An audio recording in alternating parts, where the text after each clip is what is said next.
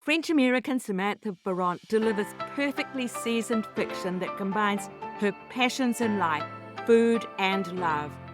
And her latest book, The Spice Master at Bistro Exotique, set in Paris, is a romantic and culinary delight.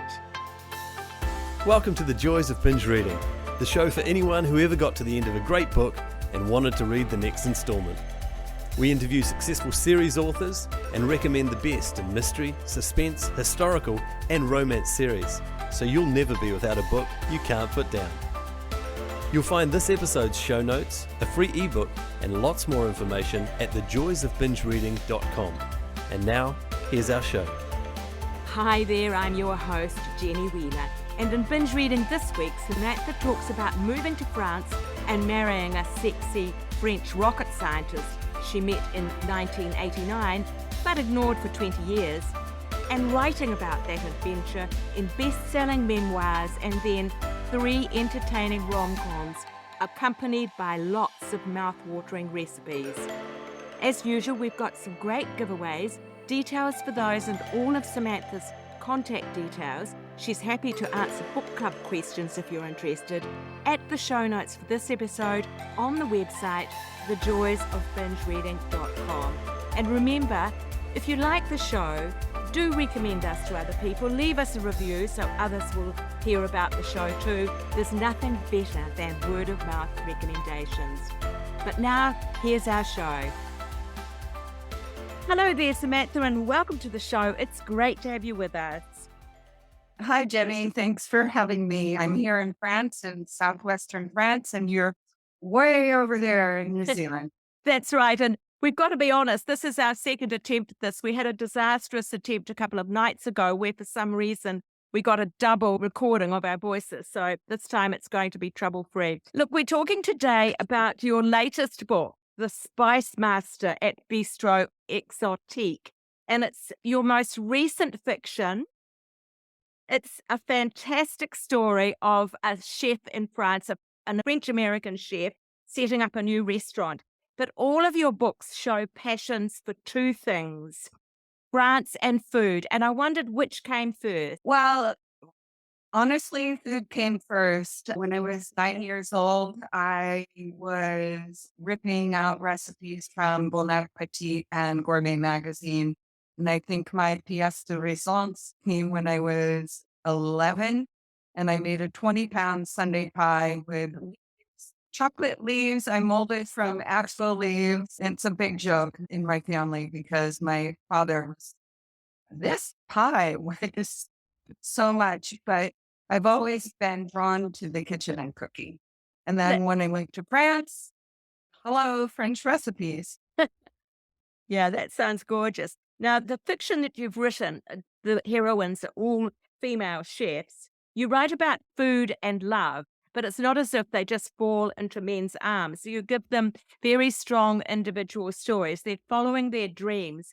And in the case of all of your heroines so far, they're chasing after Michelin stars. Talk a bit about the Michelin stars status in the food industry and why it's so important for women to get them. Well, it's really important because not many, this is using the term female chefs, entre guillemets, here's a little French, in quotes, they've been sideswiped by Michelin, and you'll find many men have the stars, and it's a very competitive arena for women to fight for. But there are more and more women coming out that are starred or making their mark in the culinary world. So it's really important to just get rid of the misogyny in the kitchen and move forward with that.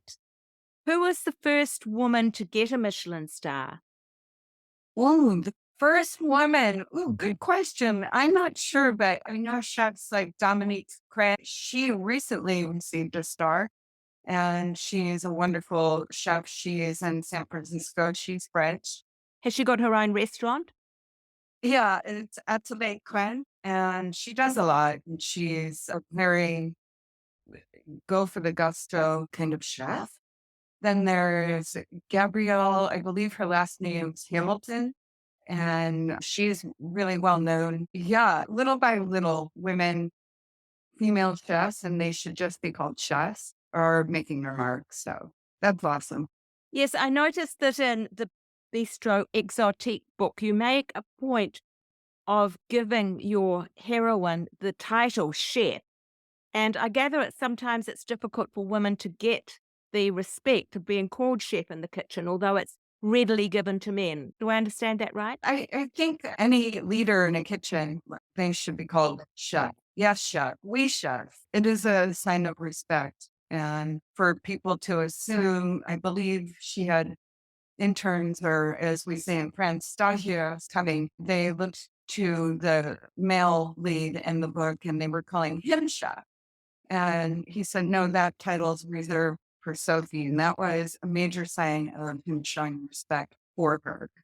Yes, yeah, that was a great moment, actually. You have two books before this, fiction books, and two memoir books. And we'll start talking about the memoir in a little bit of longer because that was where you first started. But The Secret Recipes of Sophie Valroux, that was her first one. And then Sophie Valroux's Paris Stars was the second. They were, as you would imagine, the same heroine in both and a continuing story. Sophie begins with a disastrous experience in a New York restaurant, partly set up by this misogyny that you've been referring to. And she believes that her cooking career is over, so she escapes to France. Tell us a bit about this background for those stories. The background for The Secret French Recipes of Sophie Valroux, initially, I really wanted to write a book that takes place in the area that I live in, which is southwestern France. So the area it takes place in is about an hour away from my home. And with the misogyny in the kitchen, there's always an American, because I'm American, who is moving or working or living in France in my books, because it's something I very much relate to. So the brief synopsis is she is set up by an ex-boyfriend. She's actually a sous chef at a New York restaurant. And she is blamed for the loss of a star, which is devastating in the world. She didn't do it. Her grandmother has a chateau in southwestern France. And so he arrives to France to lick her wounds and to have a new start in life. But what she's not expecting is the chateau has two restaurants and she's expected to lead one of them after a terrible downfall. So the story is about her getting her morale back together. She is whiny and cringy in the beginning, but little by little, after having such a failure and feeling devastated, she finds her heart and her way back into the kitchen, mainly through her grandmother's recipes. Yes. And even in Bistro Exotique, you talk about the gaining of self-confidence as well as love through her work. This feeling of having some purpose in life is very important to your main characters, isn't it? Yeah, I think following your dreams is really important, even when you're feeling down. You have to persevere, move forward, and not let life slap you down. That's important. Yes. You provide a generous number of recipes for readers in all of these books. And in Bistro Exotique, it's a fantastic looking ice cream recipe, Charles's coconut ice cream. And readers can get it from your website if they want to. We'll have links for that in the sound notes for this episode. Do you get a lot of good feedback from people? Do they make some of your suggestions? Oh, yeah, they do. And I think it's an added bonus to have recipes in the book, especially since I'm describing the food. And what if somebody goes, oh my God, that sounds so great, and they want to make it? And so before writing out the recipes, of course, I test them a lot. And I have my two French critics here, or three, actually, my French family. And so they eat really well when I'm testing. That's wonderful. Yes, you mention your French family rather provocatively on your website. You say that you, quotes, married a sexy French rocket scientist that you met in 1989, brackets, but ignored for 20 years. Now, you can't leave a teaser like that without giving us a little bit of background story there. I met my French husband at a cafe in Paris in 1989. I was 19. He was 26. And I was with my best friend, Tracy, who is also, it's in the memoir. This story's in 7 Letters from Paris. And he wrote me after our brief rendezvous, he wrote me 7 love letters, and I didn't write him back until 20 years later. And I'm now married to him. Our 13th wedding anniversary is May 7th. Oh, fantastic. And when you wrote back, give the readers a little bit of explanation about how you wrote back. You actually were just trying to apologize a little bit, weren't you? Yeah, it was only supposed to be an apology. I was going through a divorce and packing up my things, and I found his letters, and they said, "Why didn't I ever write him back?" So I just wrote him, "I'm so sorry. I just wanted to let you know I've always kept your letters, and they meant a lot to me at the time. But at the time, I was too young to connect with them. They were very romantic. He was ready for maybe a relationship, and I was finishing up university. I was young. And at first, he didn't know who I was. He thought, Samantha, could this be a trap to go to a porno site?" So he didn't respond to me at all. And finally, it clicked in his head. And he was like, "Oh, I remember that American Girl." And he wrote me back. And one thing led to another. We started emailing. He was going through a divorce as well.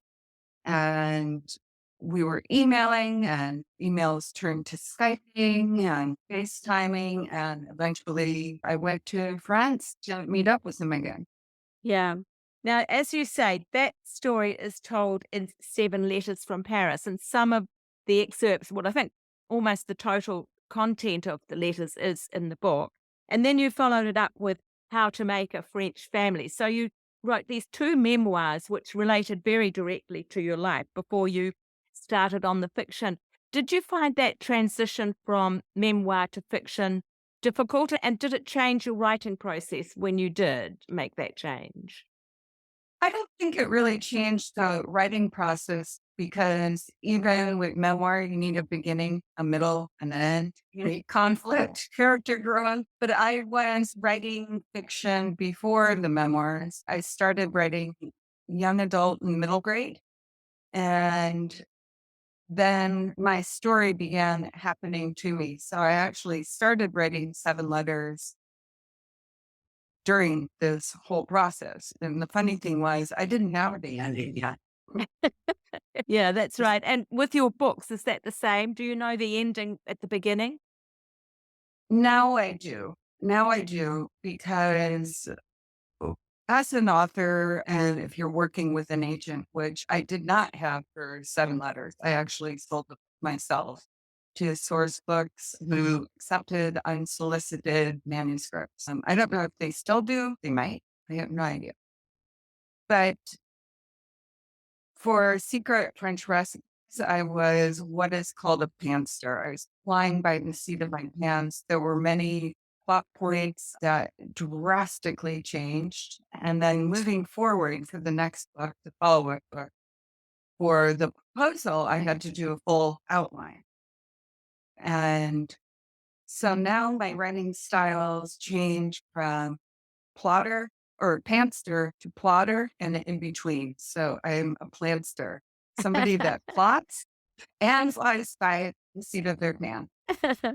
With that second book, your 2 children in the family were probably getting to the age where they were a little bit sensitive about their public profiles.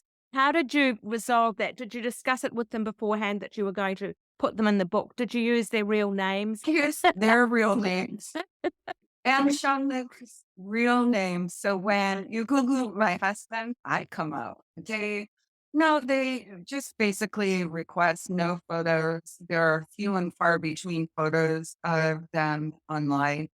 They didn't mind being in the book. It's memoir. There were some name changes.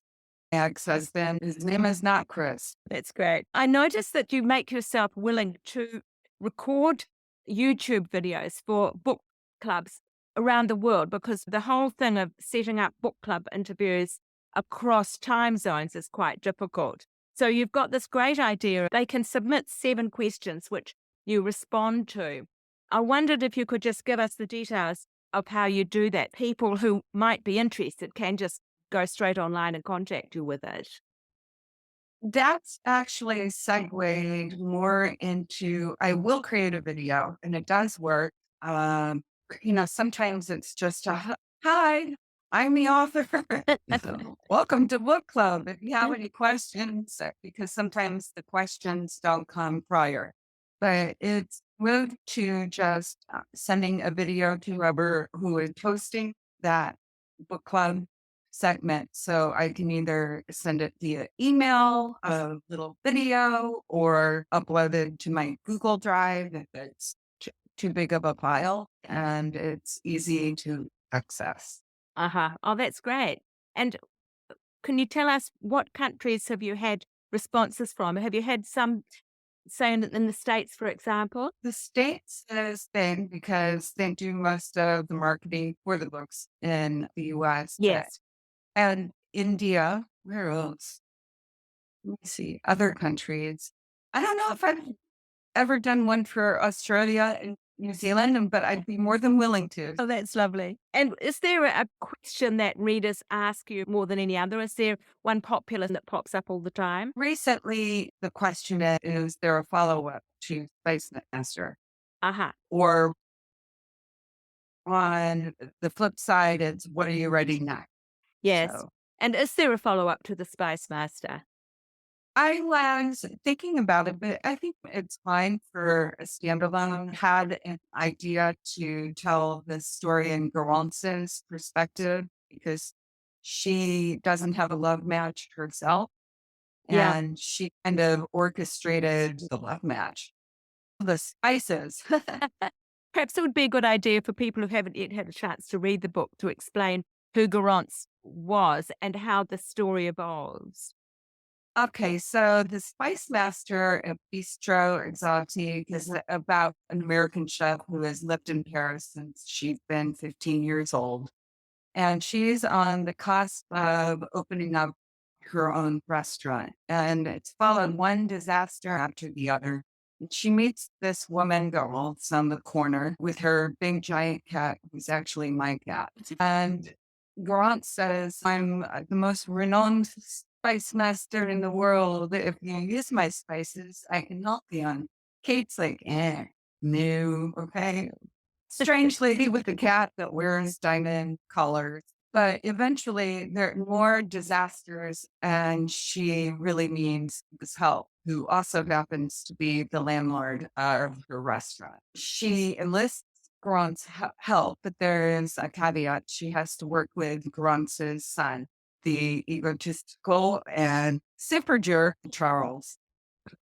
So little by little, as Kate gets her grounding, she and Charles begin to work together and the recipes they create. And it's just like about passion and the sensory passion of food and food and wine go hand in hand. And yeah, so we have meddling moms and Spice Master. We have enemies to lover trope kind of thing and a bunch of wacky characters.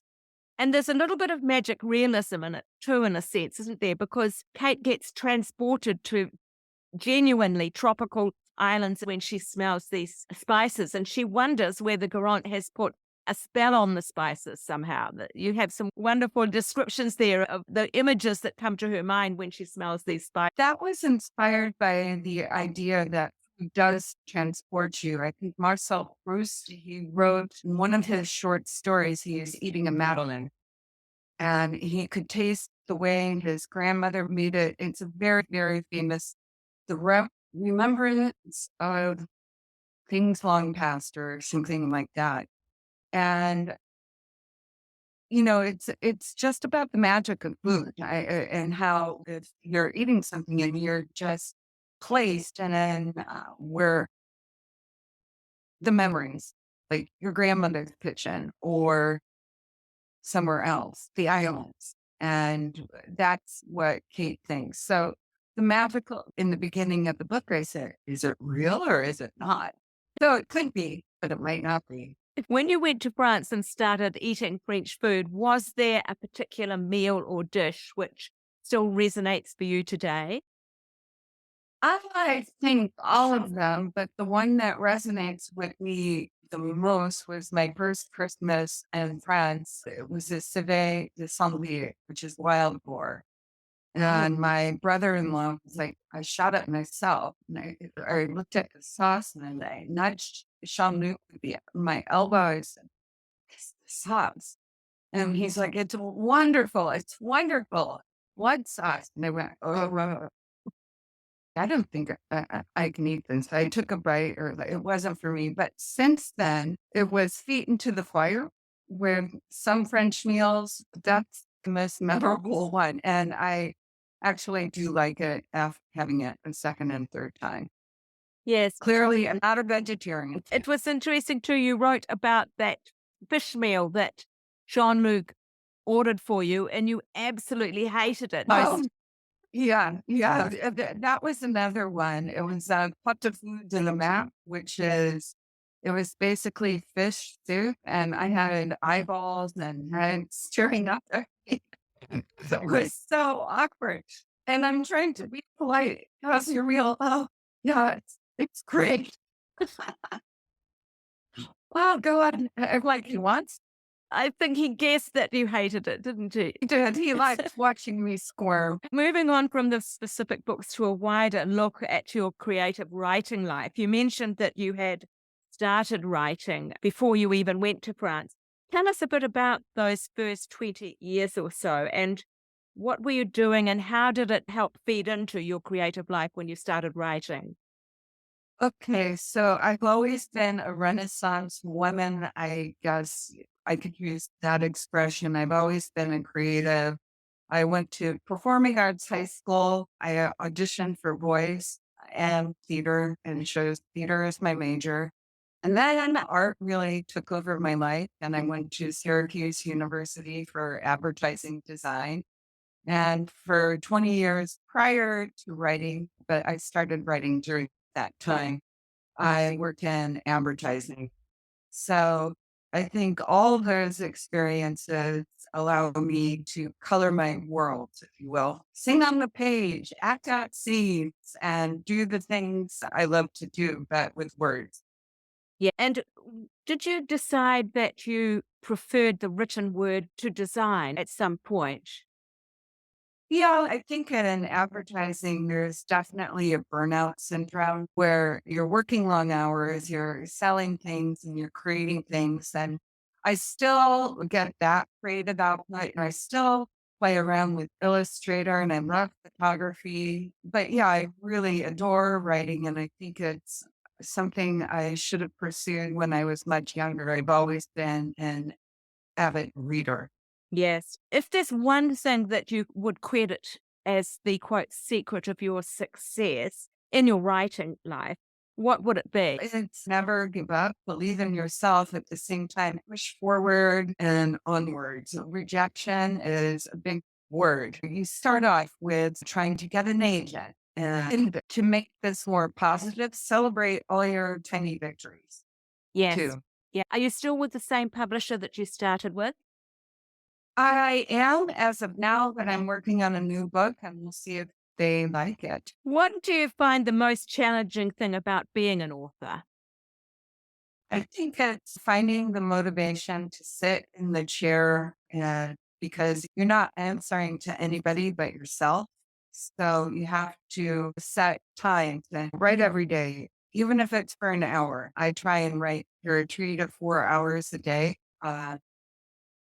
minimum.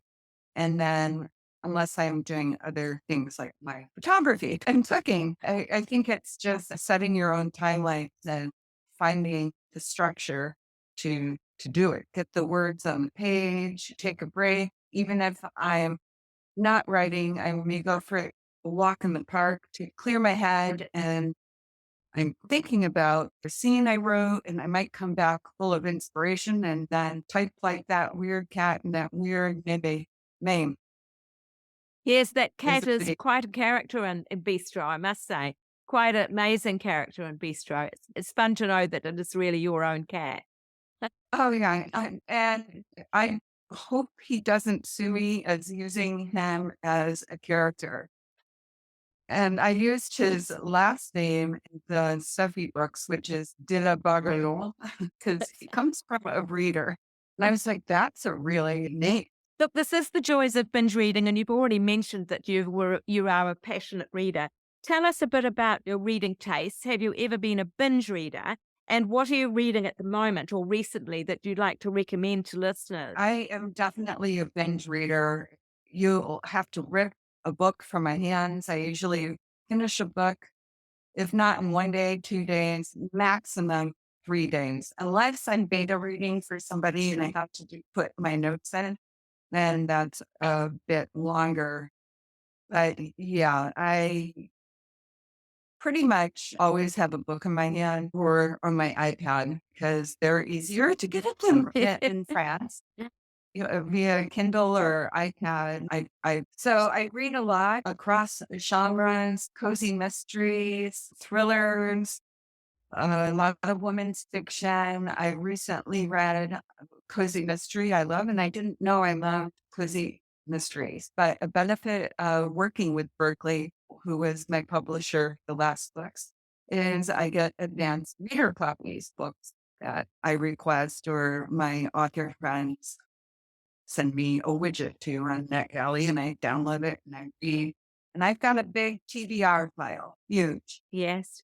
So I'm currently reading Matt Haig's The Midnight Library and Lisa and Liz's Forever Hold Your Peace, which comes out in June. And what else do I have on my TBR pile? A man called Ave. I don't know how to pronounce it. Is it over? Ave? Yes. What's Forever Hold Your Peace? What genre is it? Forever Hold Your Peace is women's fiction, and Lisa and Liz are amazing authors. They gave me what we call in the industry a blurb, which is an endorsement for Spice Master. And I saw that they had a new book coming out, and I said, hey, cuckoos. And it's Father of the Brides meets Bride Wars, but the war is between the two moms that of the bride to be, the groom to be. And it's a lot of fun. And what did you read when you were younger, even as a child? Everything. Oh my gosh. I was an early reader and I was put in when I was 3 or 4 years old with the 5 and 6 year olds. So I was reading Charlotte's Web, Secret Garden, Little Princess, Giving Tree, James and the Giant Peach, anything by Roald Dahl. I liked fantasies a lot back then. Lion, the Witch, and the Wardrobe. Parents had me, I think, in fifth grade. I would go to the library because my goal every summer was to read a classical week. Looking back down the tunnel of time, if there was one thing about your writing career you'd like to change, what would it be?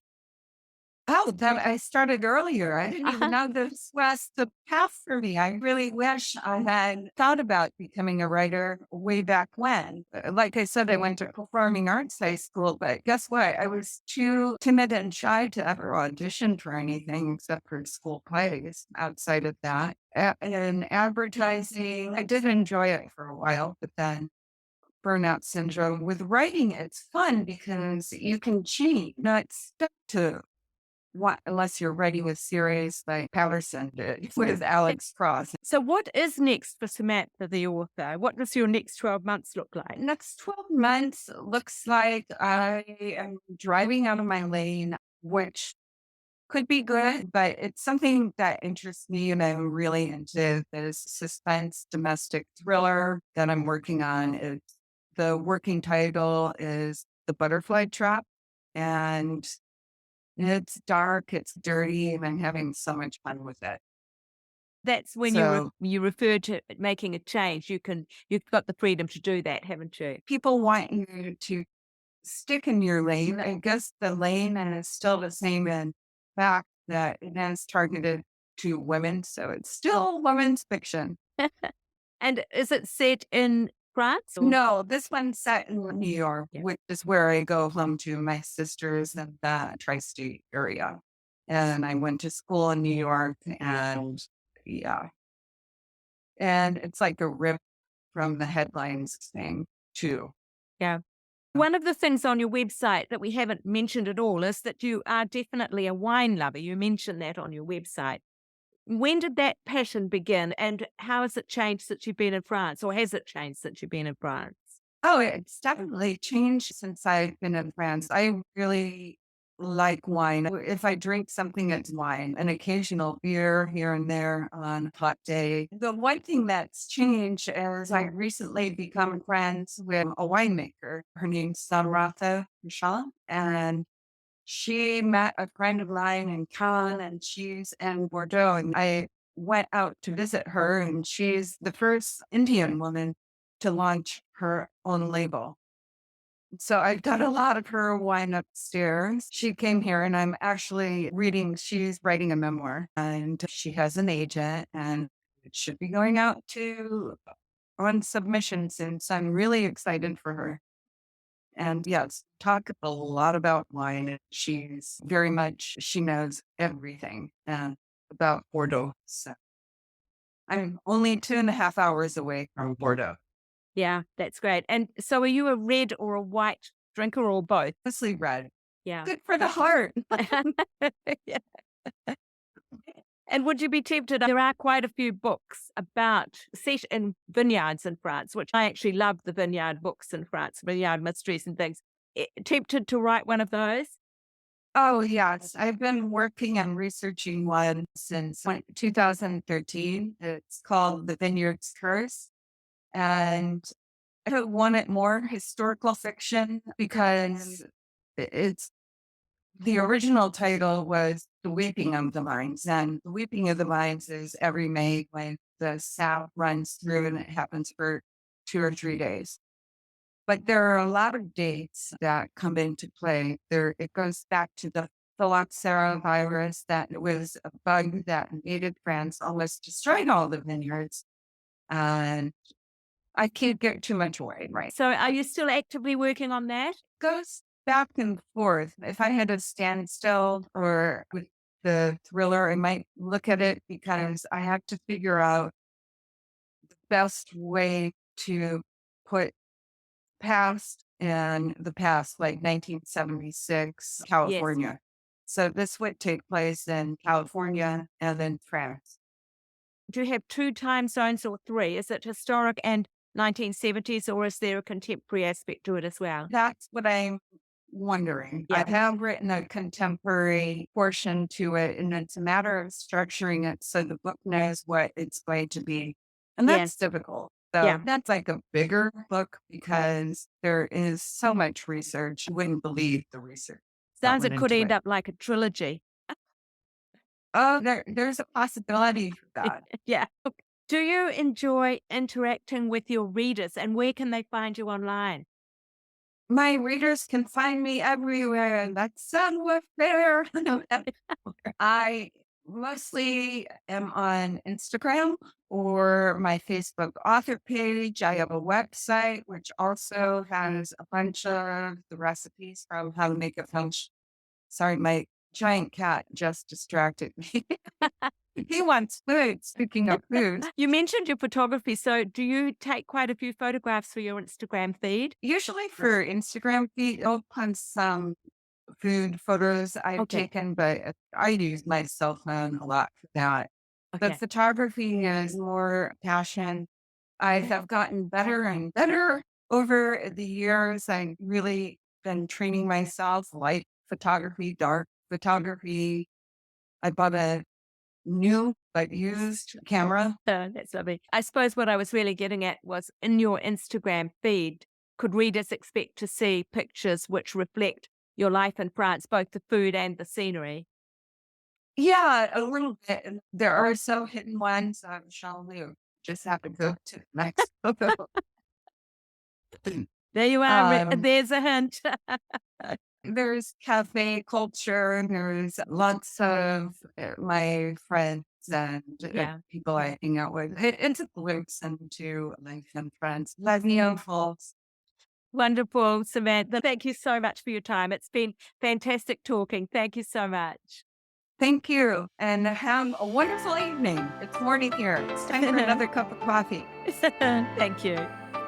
Next on Binge Reading in 2 weeks' time, best-selling biographical fiction author Marie Benedict talks about her latest bestseller, The Mitford Affair, the story of the beautiful and notorious Mitford sisters, famous and then infamous in wartime Britain, the debutantes who turned traitors.